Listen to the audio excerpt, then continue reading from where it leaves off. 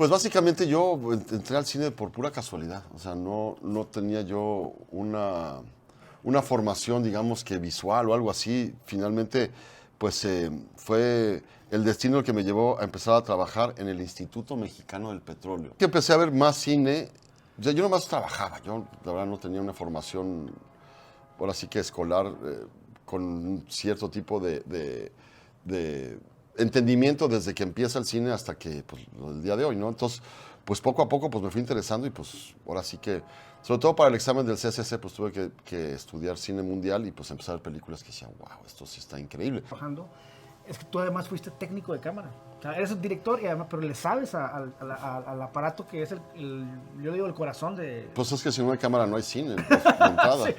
Hola, ¿qué tal? Mi nombre es Ángel Saucedo, aquí estás en Bioeléctrica Social Media.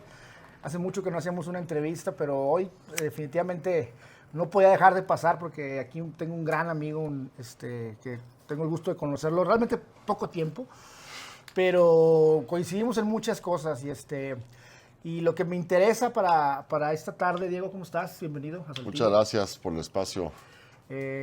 Lo que me interesa es platicar todo esto que a ti a mí nos mueve, que es la cuestión del lenguaje audiovisual, de la imagen y cómo, sobre todo en tu experiencia, a lo largo de tu carrera, has sabido utilizarlo para diversos proyectos, ¿no? Desde entretener, vender, informar, manipular. ¿También? También. Cuéntanos un poquito de tu carrera, Diego. ¿Cómo llegaste? Yo sé que es muy larga, pero dale breve para que la gente conozca. Pues básicamente yo entré al cine por pura casualidad, o sea, no tenía yo una formación, digamos que visual o algo así. Finalmente, pues fue el destino el que me llevó a empezar a trabajar en el Instituto Mexicano del Petróleo. Ah, caray. Gracias a... ¿Había una división de cine o qué? Ajá. Y tenían mucho presupuesto y gracias a María Eugenia Tamés, que era la mamá de una novia mía. En ese momento pues, yo tendría 17, 16 años y me invitó a participar en lo que fueron pues, el documental que celebraba los 50 años de Pemex, de la expropiación más bien. Entonces, pues ahí empecé trabajando de todo, o sea, sobre todo yo no entendía mucho de narrativa, yo solamente sabía de técnica, ¿no? De cómo armar una cámara. Como siempre, las cámaras es lo que nos atrae, ¿no? Exacto, eso fue lo que me llevó a interesarme.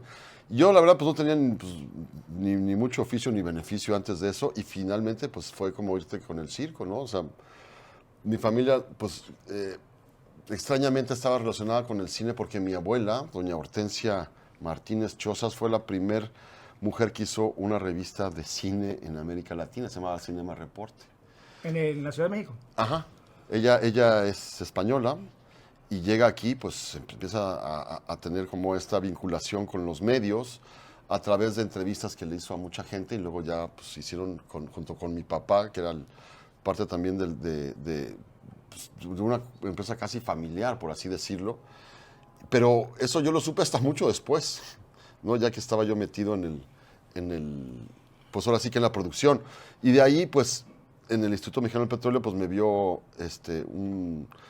otro pues, becario de ahí que se llamaba Jalil, y me dijo, no, pues tú estás sobrepasado aquí, mejor, pues mi novia trabaja en películas para Estudios América, y ahí conocí pues todo lo que fue pues el Hollywood mexicano de los Estudios América, y trabajé en una película con Vicente Fernández que se llamó El Cuatrero. ¿Qué años? Esto habrá sido 90, por ahí del 90. Con Don Vicente te tocó. Sí, y Maribel Guardia, que es... Maribel Guardia. La eterna Maribel Guardia. No, pues es una persona muy bella, la verdad, es una persona muy... No crees la amabilidad que tiene y es muy ¿Qué atenta. hacías en ese Yo era el asistente del asistente del asistente de producción. Vamos por esto, como dicen el bellboy, el ve para allá, por ahí. Y de ahí, en esa misma productora, estaba cerca, casi enfrente, la productora de Luis Becris, Galáctica Films, que con eso hacíamos esas películas, pero Luis estaba metido en la producción de Gringo Viejo. En su momento empezó, que hubo 2 etapas. La primera no se concretó, que fue la que yo empecé, y pues ahí me contrataron porque sabía hablar inglés, entonces pues había que hacerle el café. Me decían, ¿sabes hacer café expreso? Y yo, pues sí. y pues entró a una junta y estaba Jane Fonda, que yo ni sabía quién era. Y luego pues me tocó ahí trabajar ya en la producción y pues ahí conocí a Gregory Peck, o sea, fue así, pues... Pues ya los clásicos de Hollywood. Ajá, ya estaba bien viejito, pues pues sí, el que le llevaba el café era yo. Y pues ahí ya, de ahí ya salté a la escuela de cine, al centro de O capacitación sea, primero cinematográfica. trabajaste y luego estudiaste. Ajá.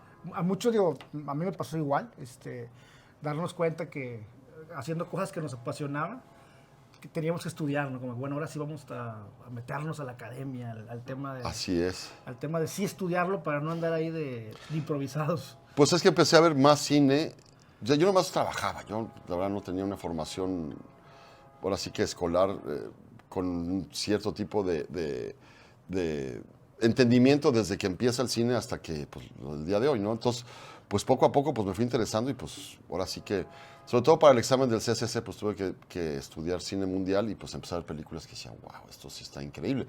Y me gustó mucho el cine mudo, porque realmente ahí es donde te das cuenta que el poder que tiene la imagen en el sentido de cómo no necesitas de nada, ni de intertítulos para contar una historia, ya que siempre hay como una sinergia entre lo físico y el resultante de siempre hay una acción y una reacción en todo, ¿no? Entonces, luego pues viene pues todo lo que es la escuela soviética, que tiene todo este paradigma de La edición, del montaje. sí, un poco el efecto Kuleshov, y luego viene pues todo lo que es que yo pues creo que es lo que distingue realmente el cine de antes de los clásicos rusos al que vivimos hoy, que es esta triada maravillosa que es este círculo revolvente que es la tesis, la antítesis.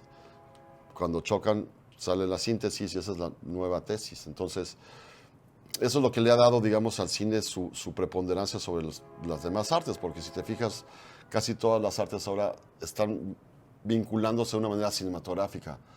Cuando ves ahora, pues no sé, obras de teatro con un estilo más atrevido, pues tienen como esta iluminación más dramática, que no te deja ver de repente bien a los personajes y es una cosa muy cinematográfica. La fotografía se ha vuelto con encuadres muy cinematográficos. Muchas de las narraciones que hay en algunas canciones son como pequeñas historias, como cortometrajitos. Entonces, yo creo que eso es gracias a este valor que le dieron los maestros rusos de crear esta manera de cómo la información y la emocionalidad tienen este encadenamiento que es perpetuo.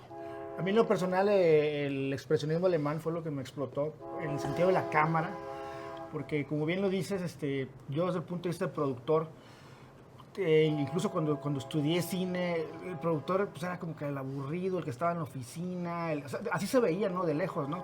Sin embargo, el productor que yo quise ser era uno muy metido y siempre vi con respeto, temor y amor a la cámara. Y algo que me gustó mucho de ti ahorita que estuvimos trabajando es que tú además fuiste técnico de cámara. O sea, eres un director y además, pero le sabes al aparato que es yo digo, el corazón de... Pues es que si no hay cámara no hay cine, pues, de entrada. Sí, pero le sabes, o sea, la abres, la sí, pues como decía nuestro maestro Alfredo Joscovich, que fue pues, maestro de varias generaciones y creo que el que realmente nos encaminó a muchos hacia tener esta excelencia de realmente entender qué es lo indispensable de una historia. O sea, no te puede sobrar un fotograma, todo tiene que ser absolutamente... justificado. Pues que valga la pena estar ahí, o sea, que la manera en la cual tú tienes este proceso de elección, pues es totalmente personal y emocional. Por eso, digamos, hay estilos de cada director o de cada fotógrafo que tienen como ya una manera de cómo sintetizar todo este bagaje en un encuadre. Entonces, pues por ahí yo creo que lo que para mí más vale en ese sentido pues es que no es una disciplina donde obviamente por la necesidad de cómo se debe crear la industria, pues hay que especializarse en ser director o ser fotógrafo o lo que sea. Yo lo veo más integral porque es como si un pintor no supiera cómo hacer un lienzo. Entonces, cómo mezclar colores. Ajá, que te digan ya todo hecho ya para que tú nomás pintes. Entonces, yo creo que, y eso es también desde que empieza el cine, pues las experiencias que tuvo Chaplin y Mary Pickford con estos cortitos que se llaman los Keystone, su momento Keystone, que es este productor que les daba Era una cámara. mano, ¿no? Pues todos tenían que saber de hacer de todo. Y Chaplin es un gran ejemplo, porque Chaplin pues, es un genio. O sea, yo creo que es de los cineastas más completos, porque no solo hacía el guión, no solo dirigía, sino que hacía el score musical, todo. Entonces, yo lo veo más en ese lado porque a mí me interesó mucho la cámara, porque siempre me ha gustado la fotografía, pero el cómo te transforma la lente, la realidad, es lo que creo que a mí me apasionó más. Y pues desde saber cargar un magazine del negativo, hasta cómo usar en esos momentos que se llamaba la Nagra, que era este grabador de cinta abierta. Con el bastón. Sí. Entonces, cada uno de esas, digamos que facetas siempre me interesó mucho, la edición, desde también, pues cómo se revelaban los rollos y cómo, que la temperatura y cuánto tiempo, y si le quitas el proceso del silver retain, que le dejabas la plata, el bromuro de plata al negativo para que los negros fueran más densos. Todas esas cosas me fascinan porque me parece que es algo que de alguna manera habla sobre el desarrollo tecnológico humano, de cómo nos queremos ver. Entonces, a mí siempre me interesó todos los aspectos técnicos para poder aprovecharlos desde el guión, ¿no? De saber cómo se puede realizar algo que es pasar de lo plausible a lo realizable, ¿no? Y eso te da por el conocimiento de tener la técnica. Y tuve muy buenos maestros en ese sentido. Tuvimos maestros pues de todo el mundo, gracias a Dios, que aunque no sea yo religioso, le doy gracias a quien nos puso en el camino de varios maestros.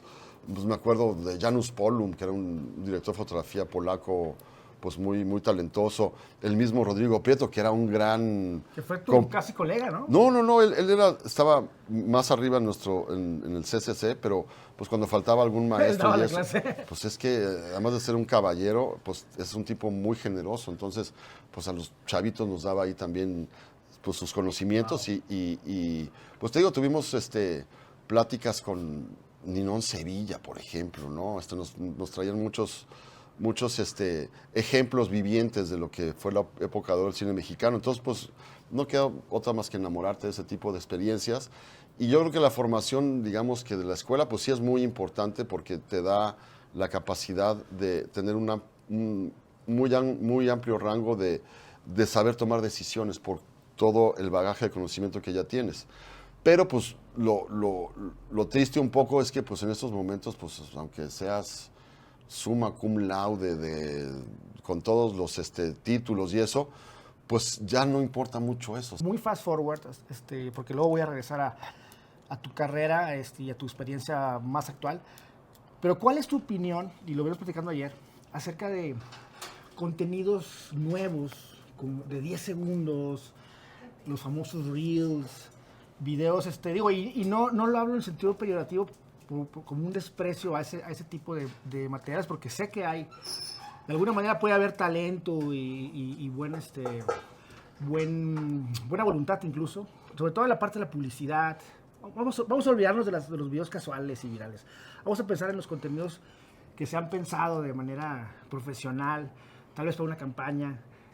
¿Cuál es tu opinión acerca de ese nuevo lenguaje tan instantáneo? O sea, tú como profesional de este medio, ¿qué le dirías a un empresario que luego te anda diciendo, oye, hazme un viral, güey? Y que tal vez... Claro, es que yo creo que por ahí, más bien, lo primero que tienes que tener en cuenta es la intencionalidad con lo que lo estás haciendo. O sea, ¿para qué lo estás haciendo y cuál es, digamos, que el fin que tú quieres transmitir? En el sentido de que, pues, yo sinceramente no pienso mucho en el público. Yo pienso más bien en mi emocionalidad y en que la gente con la que comparto mi proyecto y que me lo nutre más, pues, tener como ese termómetro dentro del equipo y saber tener la autocrítica de poder entender hasta dónde tú estás siendo demasiado introspectivo para que no sea un mensaje claro y hasta cuándo eres demasiado obvio, ¿no? O sea, siempre estamos en esa fluctuación. ¿Qué pasa cuando ves una película, pues no sé, de cine de arte y no entiendes nada? Pues parece que eres tonto, ¿no? De que no entendí, entonces tú te pones por arriba del público pensando que lo que tú estás diciendo pues tiene una materia casi, pues de una personalidad tan profunda que solo tú lo puedes entender. Entonces eso se queda muy trunco en cuanto que no cumple, digamos que el viaje de transmitir un mensaje. ¿Qué pasa cuando lo haces muy obvio? ¿No? demasiado digerido, pues lo haces aburrido, porque la gente ya sabe qué va a pasar. Entonces, la palabra espectador siempre está a la expectativa. El espectador siempre está a la expectativa de lo que te presente en la pantalla. Entonces, estás entre la intencionalidad y la expectativa.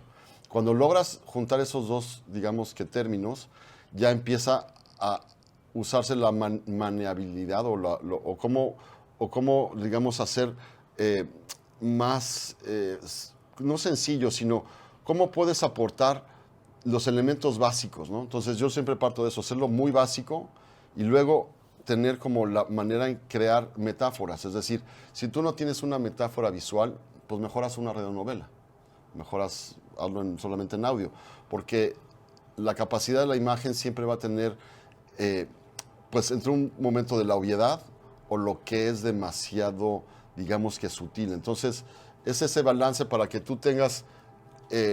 la efectividad del medio es muy generosa, o sea, puedes hacer muchas cosas con el medio de manera o muy sencilla o pensar que el tiempo está a tu favor. Tú eres digamos que el cineasta lo que hace es una predigistación, ¿cómo se dice? Predigistación.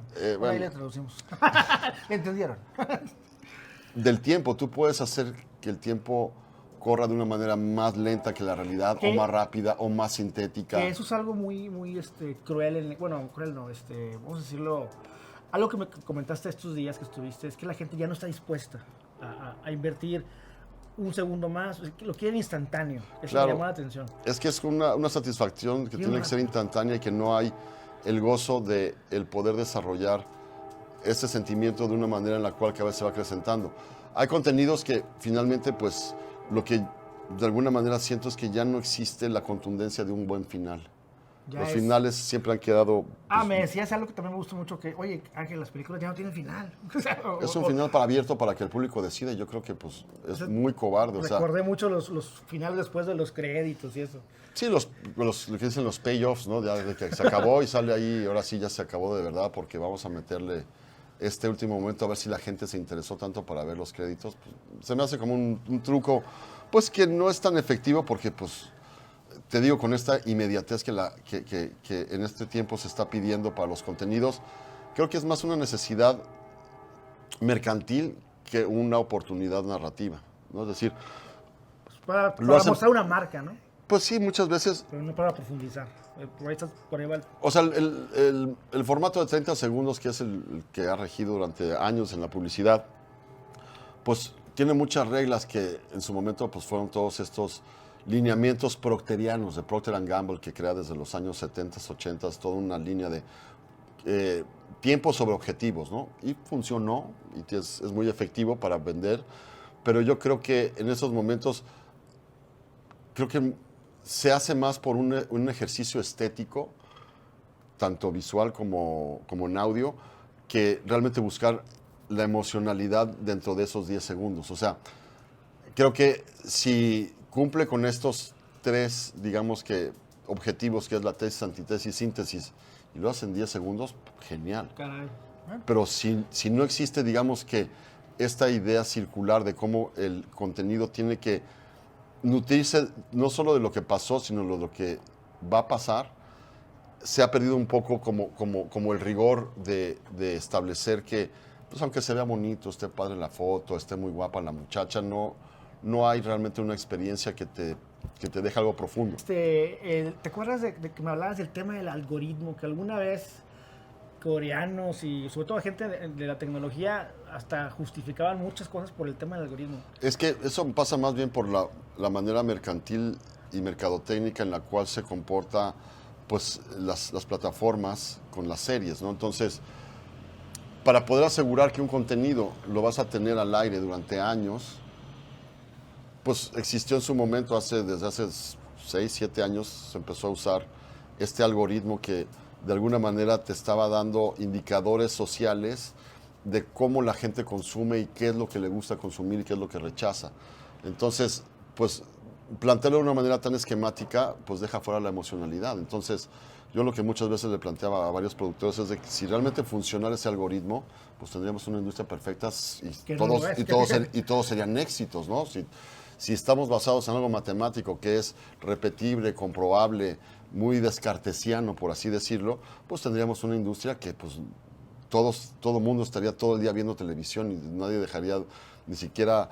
O que no hubiera fracasos tan contundentes y cosas que dices tú, no manches. Pues es que ahí viene un poco lo que nos pasa en América Latina, que somos pues la fábrica de los refritos, ¿no? O sea, hacemos lo que funcionó en otros lugares pensando que el impacto social va a ser el mismo, pero no somos la misma sociedad que los gringos, No ni somos por ingleses muchos. ni gringos. Entonces, se aplica ese tipo de algoritmo regionalizado, le decían, a América Latina, y pues la verdad es que no tienen las variables tan amplias como para entender pues mucho del gusto latino o simplemente mexicano. Entonces, cuando tú pones todo eso, no es porque vayas a hacer una mejor serie, sino porque quieres que venda más. Entonces hay ejemplos muy contundentes como, pues todo esto que estamos viviendo ahorita, yo lo atribuyo a una gran serie que se llamó Twin Peaks, del maestro David Lynch, que él recupera por primera vez después de años series que están dirigidas a jóvenes entre 18 y 25, y los hace parte de este misterio, de este gran thriller que es Twin Peaks, pero al final no te explica nada. O sea, tú ves Twin Peaks y dices, ¿qué está pasando? No sé, pero emocionalmente estabas muy enganchado por cómo los personajes pues, se enfrentaban a estos misterios, ¿no? Que finalmente tuvieron que luego hacer Fire Walk With Me y otras películas para explicar toda la serie, ¿no? Entonces, yo creo que ahí se cumple como ese objetivo de que pues no tiene que ser totalmente legible, tiene que ser emocionalmente interesante para que tú lo sigas consumiendo. Y en aquel momento no había algoritmos ni nada de eso.